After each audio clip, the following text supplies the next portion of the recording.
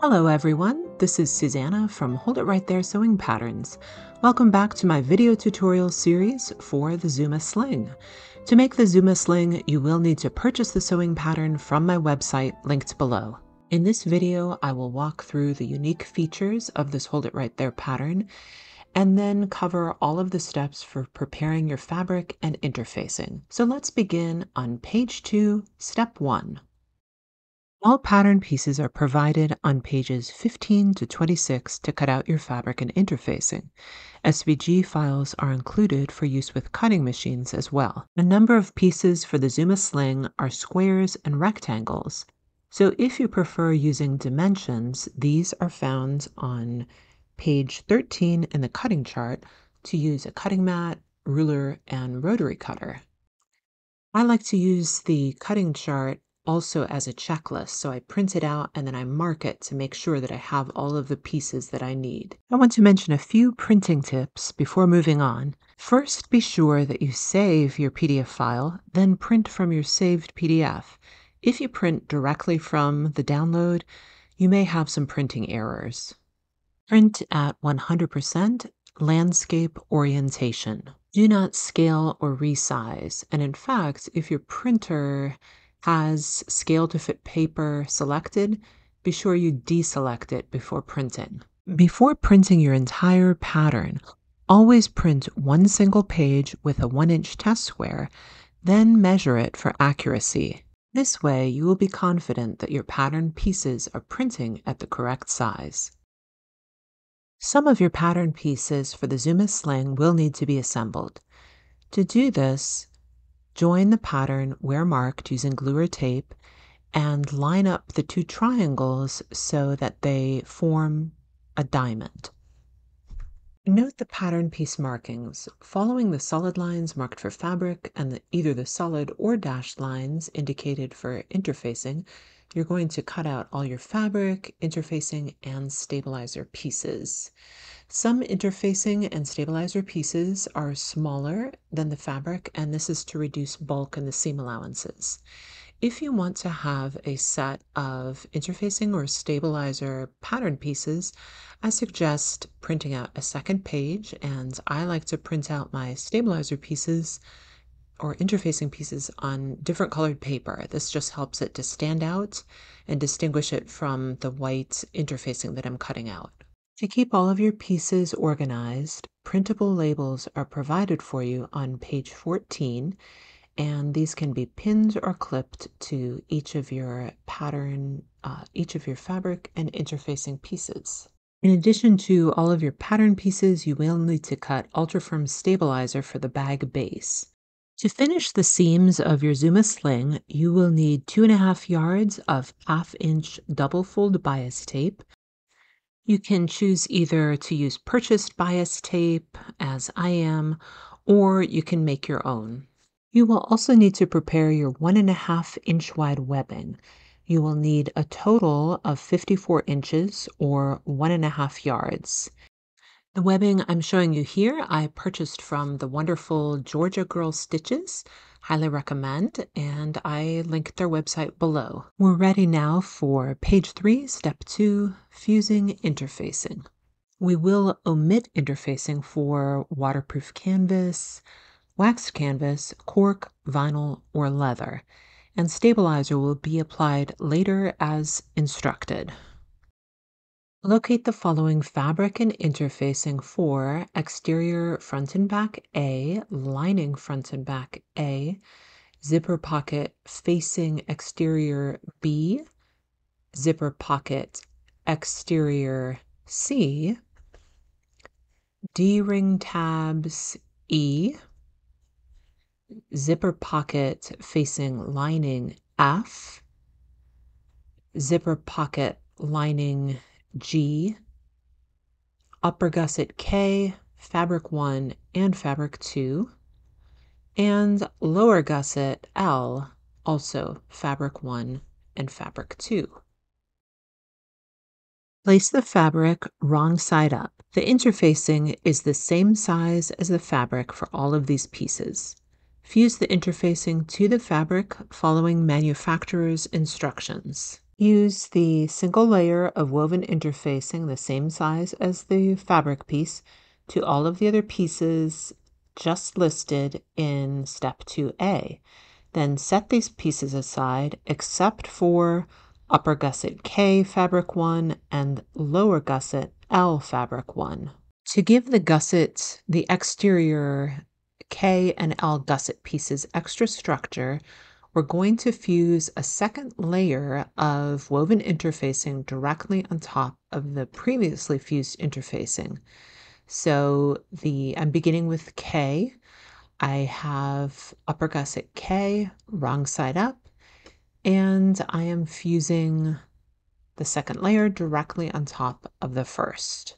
Repeat this with L, and then you can set aside both the upper gusset K and lower gusset K fabric 1 pieces aside for now. Locate the fabric and interfacing 4 strap tab D, lining slip pocket H, and the 2 mirror image sets for wings I. I'm beginning with strap tab D. Place both pieces of fabric wrong side up. Center the woven interfacing on the wrong side of the fabric. There is a frame without interfacing to minimize bulk in the seam allowances. Fuse the interfacing and then set aside strap tab D for now. And I like to keep the strap tab D stabilizer clipped to the fabric piece. We will be using the stabilizer later as instructed. Lining slip pocket H, place the fabric piece wrong side up. We are only fusing one side of lining slip pocket H. That is the side that will be facing outward, or in other words, the side of the pocket that you see when you open your bag. So center the woven interfacing on the wrong side of H, fuse the interfacing, and then you can set lining slip pocket H aside for now. You will now need wings I and the 2 mirror image sets of interfacing. So you will have 4 total pieces of woven interfacing. Place 2 mirror image sets of wings I fabric wrong side up. Center the interfacing on the wrong side of these 4 pieces of wings I. Then fuse the interfacing just as you've done before. Set the I wing pieces aside for now. Locate the paper pattern piece for zipper pocket facing exterior B. Carefully cut out the curved zipper window in the paper pattern piece where marked. This will be used as a template to trace the stitching of the zipper window in a later step. We will also need this piece to trim out the excess of either the foam or fusible fleece in a moment. Locate the fusible fleece for exterior front A only. We will now cut out the placement of the zipper from the fusible fleece. This will minimize the bulk in the zipper pocket stitching later. I will cover the same step for using foam in a moment. Place the fusible fleece glue side up. Fold in half, matching the top and bottom edges to determine the center. Mark or notch the right and left center where creased on the glue side.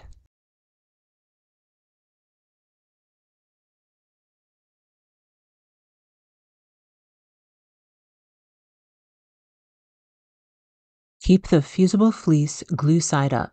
Place the prepared paper pattern piece, zipper pocket facing exterior B, on top of the fusible fleece, aligning the center markings. Then trace the curved zipper window from the paper pattern piece onto the fusible fleece, and this is for exterior front A. Cut out the traced area on the fusible fleece about 1/4 inch larger than the stitching lines indicated on the facing. Trimming the fusible fleece will minimize the bulk in the zipper window stitching later. Once you've trimmed this, the fusible fleece is now prepared for fusing. You will now need to locate exterior front A and place it wrong side up. Fuse the prepared fusible fleece directly on top of the previously fused woven interfacing.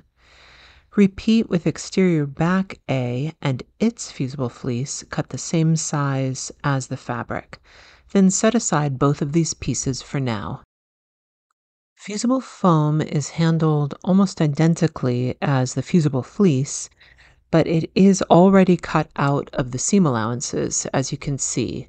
It is smaller than the seam allowances because it has more bulk than fusible fleece. I've marked the centers on the fusible foam at the top, the bottom, the left, and the right. And I can now use my pattern piece to use those center markings and match it up with my pattern piece. Just as with the fusible fleece, the foam is glue side up, and I am going to trace the curved zipper window onto the glue side of my fusible foam.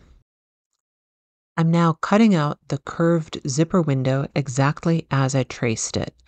Since the foam is already smaller than the seam allowances, I don't need to cut in any further.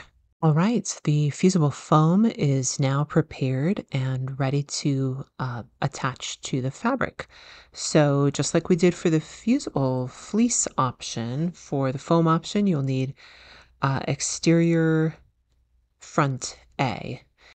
Place exterior front A wrong side up and fuse the prepared fusible foam directly on top of the previously fused woven interfacing.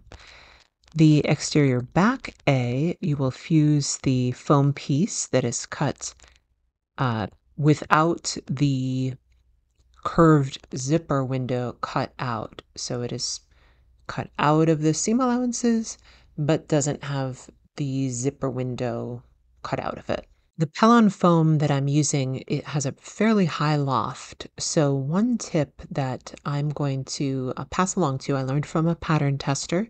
Before I actually fuse this to my fabric, I'm going to run zigzag stitching around the outer perimeter of both the foam pieces. And all this does is slightly compress the foam so that it just takes away some of the bulk. So here are my two foam stabilizer pieces. The perimeter is zigzagged and I'm ready to attach them to my A front and A back exterior pieces.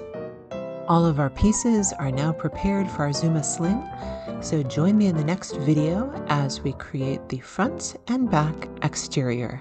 Thanks for watching. Happy sewing!